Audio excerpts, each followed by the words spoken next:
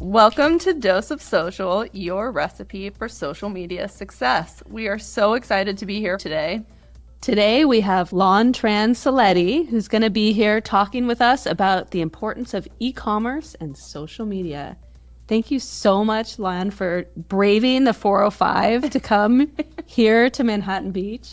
Thank you so much. Yeah, it took a little bit over an hour, but you ladies are worth it. So I'm so happy to be here. Super excited to be chatting with you. Awesome. So, Lan, you and I met 10 years ago? No, more than that. More than that, I think, because my kids are 10. Your kids are 10 today, actually. Today is their birthday. Happy birthday, twin Virgos. Yep. And the day before they were born, we actually went out to eat. Both of us were super pregnant and just ate, ordered everything on the menu. True story. That's amazing. Yeah, and it was literally the day before I had the twins. So yeah. So Lan and I go way back. So 12 years, actually. We met in 2012. Yep. When we were both working at a fashion company in El Segundo. Yep. The company was called Just Fab. It was Kimora Lee's monthly shoe subscription. They were also filming a reality show at the time. I forgot about the reality show. Yes, and I remember just every meeting having cameras on and having to repeat what you were saying multiple times. It was just very surreal experience. Didn't really feel like we were working, really, but Lindsay and I actually sat right next to each other and just started chatting it up and then became friends after that. So I was at Just Fab, Lindsay was at Fabletics, which was a new brand that they were launching. Fabletics hadn't even launched yet. So. Right. Yeah. And they're huge now. They're huge now, and you're a big part of that success. Yeah, so that was really, really, really great. And I remember one of the things that we used to always talk about is how one day we would want to be working on our own and working for our own companies and working for ourselves. Oh, yes. That was our daily lunch talks. How do we do this, not in a 9-to-5 environment, but on our own? So, yeah, and shortly after, Lindsay launched LTM Digital, and it's rocking. So, super excited. So, Lan, tell us a little bit about yourself and your background and your journey in e-commerce. I mean, you are an e-commerce industry veteran. You have so much great experience and a wealth of knowledge. We're so happy to have you here today. But if you could tell everyone a little bit about yourself and how you got into e-commerce. Yeah, so I have been in digital marketing for over 20 years now and e-commerce. Back then, growth marketing wasn't an actual term.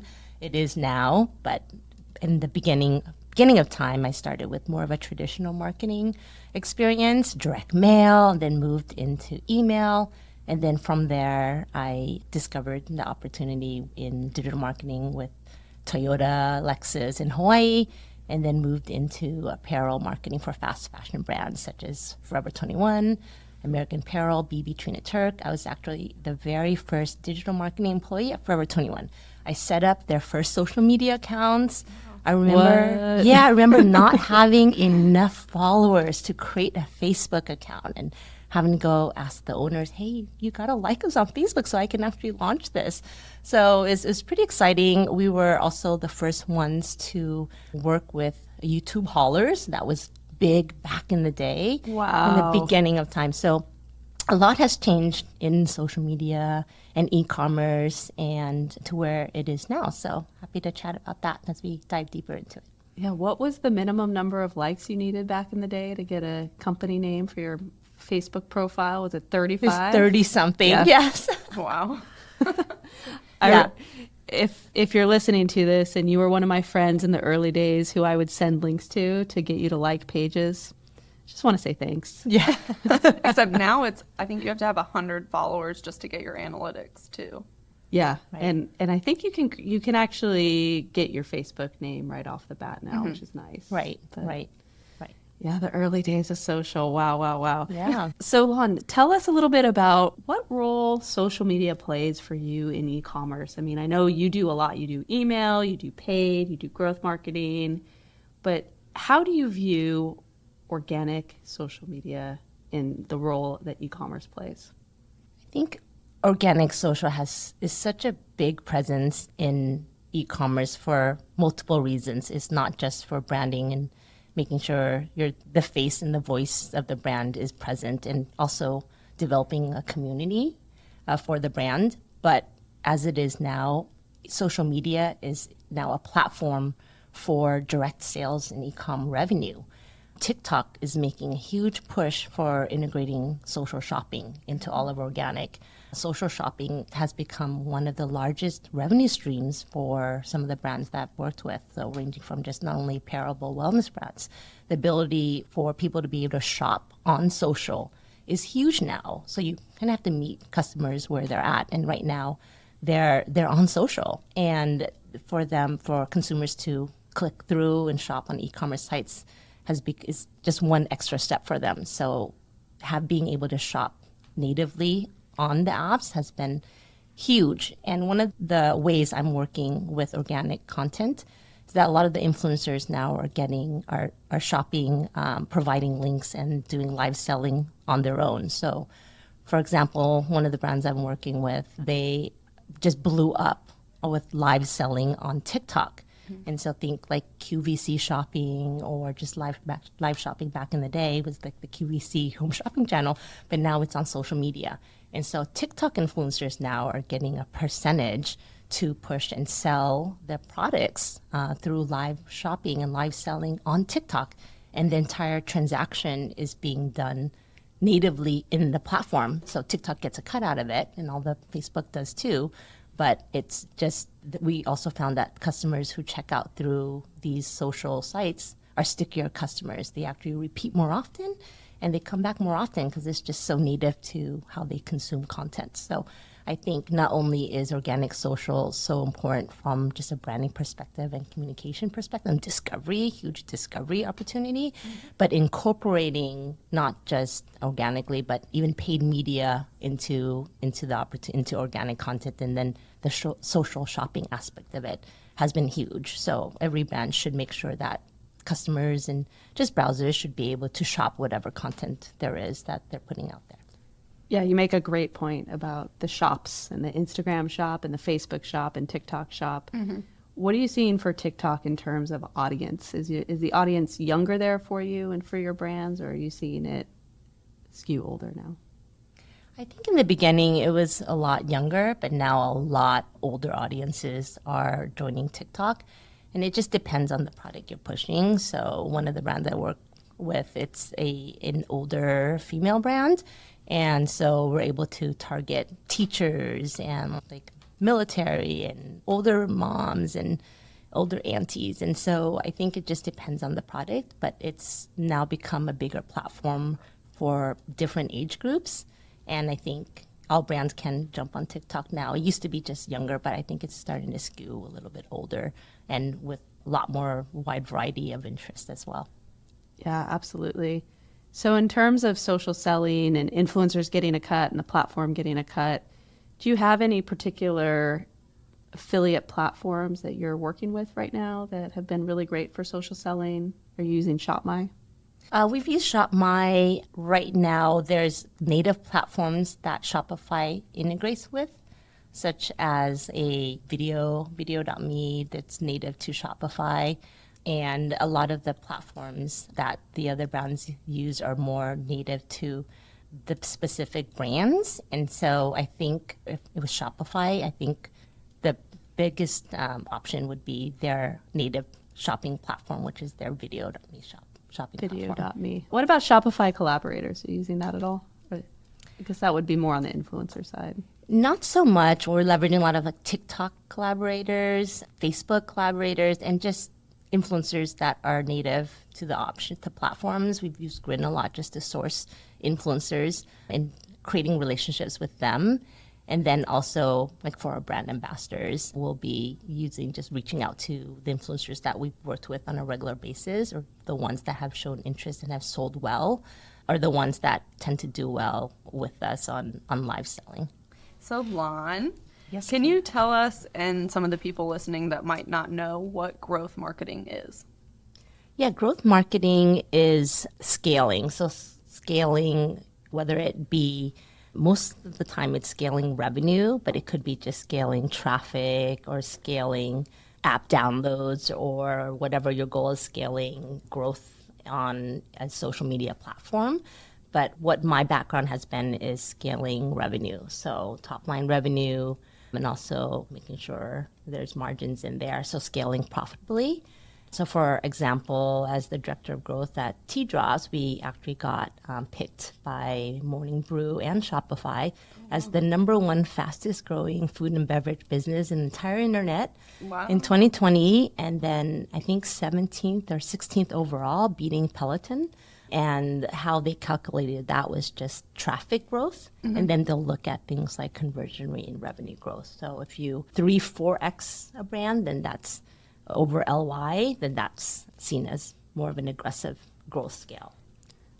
Lan, can you tell our listeners what LY means? LY means last year.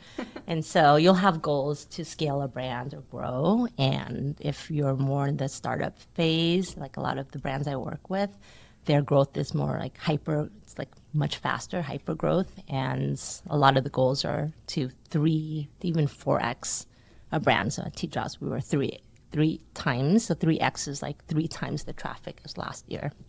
So Yeah. sorry. I remember Tea Drops was a meta marketing story too, a meta case study. Yes, it was. Yes. That's We're amazing. chatting with you about that. I think you know Sashi from Tea Drops as well. Yeah. That was a great story. They're in all Targets now and Costco. Wow. We launched boba with them, and that was huge. I just remember being working through Amazon with Amazon and looking up the search terms and seeing that boba is one of the top search terms with tea. I'm like, you're already selling tea. Why don't you just also sell boba? And then so we just brought on boba, sourced it, even small team.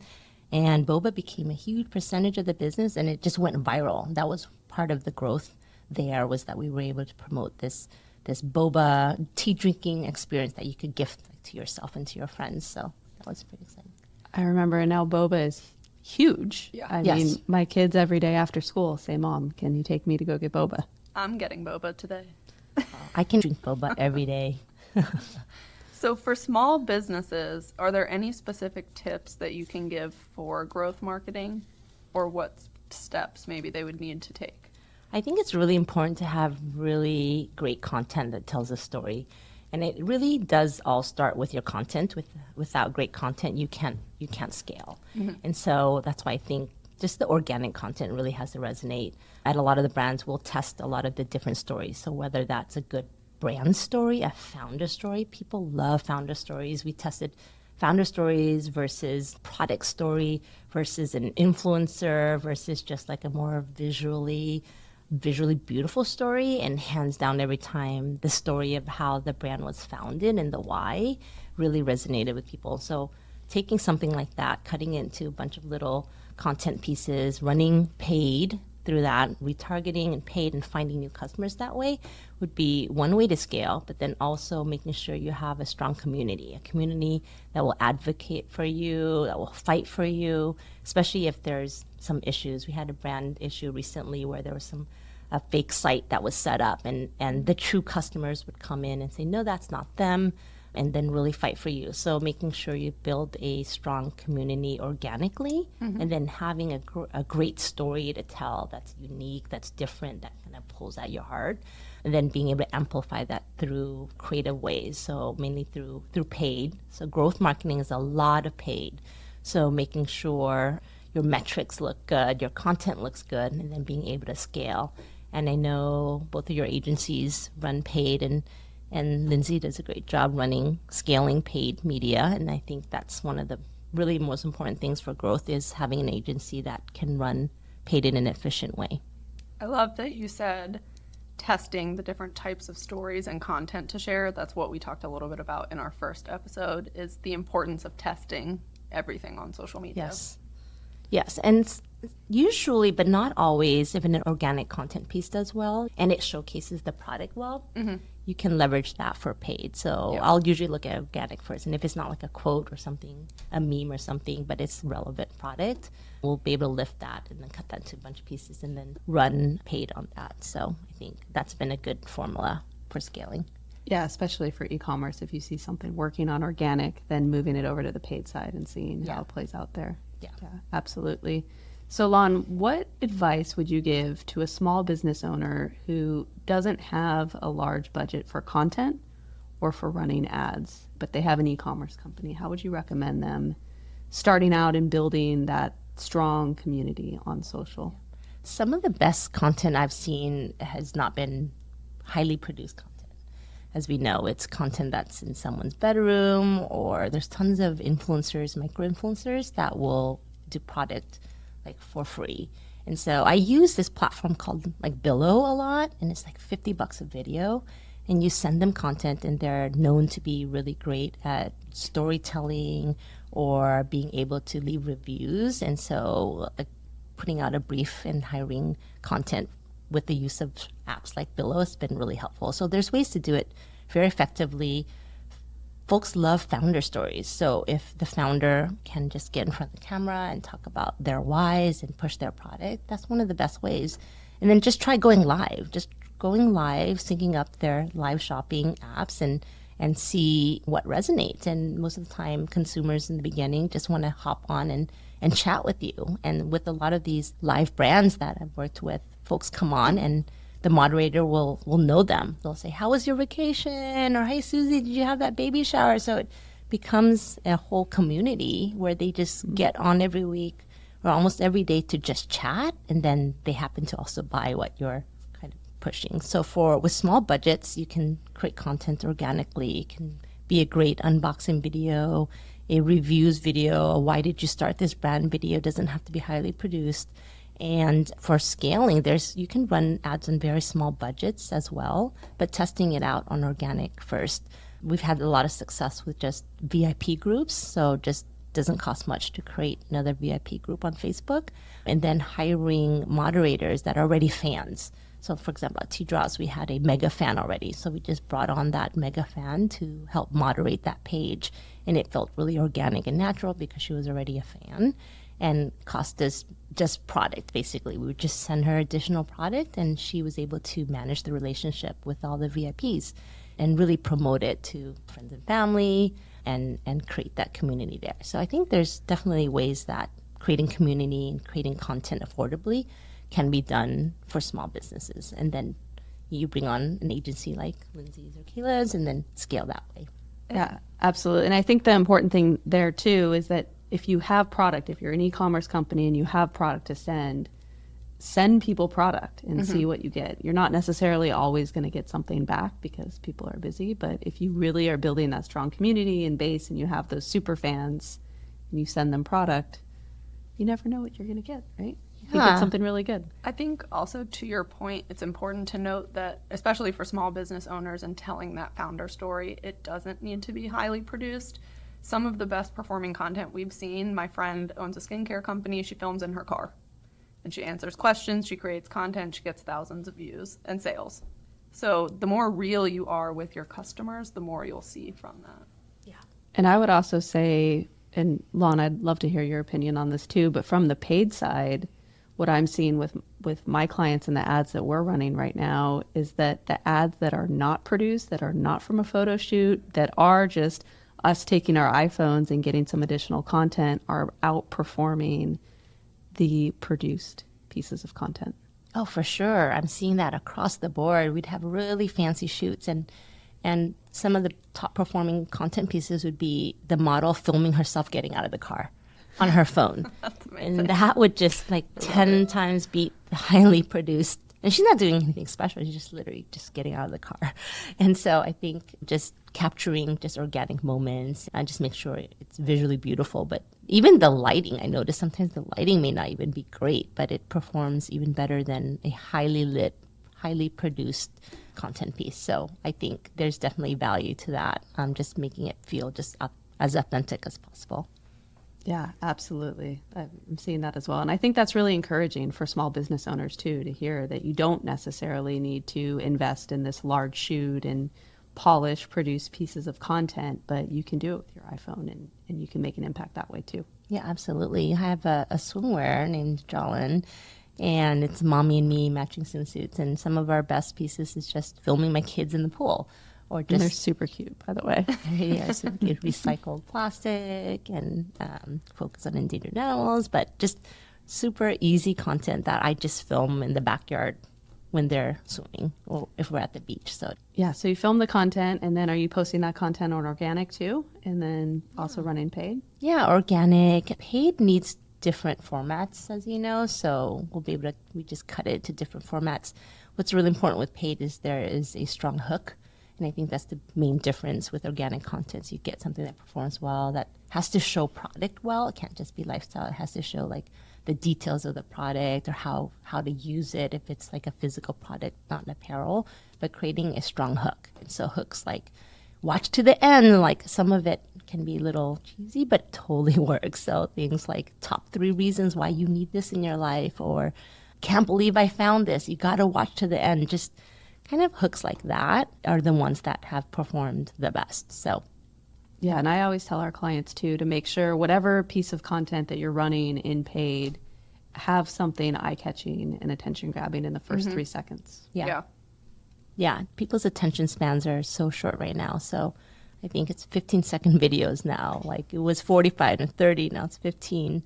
But I know Facebook is and even YouTube is prioritizing if people can watch the whole video. So there's some opportunity to create that longer brand story that kind of pulls at people's emotions. So I think there's a place for the smaller, shorter fit type of content, and then the longer form videos that speak to like a bigger brand story. Yeah, YouTube Shorts too. We're uploading all of our real content to YouTube Shorts as well, and yeah, it's doing great. So, yeah, and the exciting. ability to just use content in multiple platforms in multiple ways is so key. So that way you can leverage your content longer, make it work longer for you. Yeah, definitely. So, Lan, can you tell us about a specific campaign that you worked on that was really fun or performed really well, and kind of the outcome with that? Yeah, I have a really fun story with BB when I was there, and it was around BB. Remember the mall brand? I remember that. I think I knew you when you were working at BB, or was that before I knew you?